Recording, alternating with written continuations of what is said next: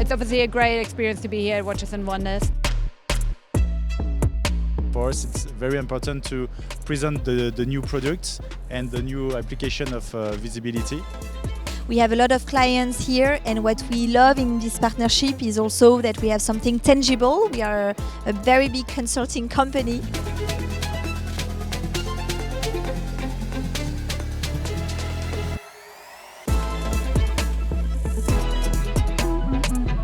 Art and watchmaking is so close. I think it was a great idea to have it here, and it really enhanced the whole watch fair.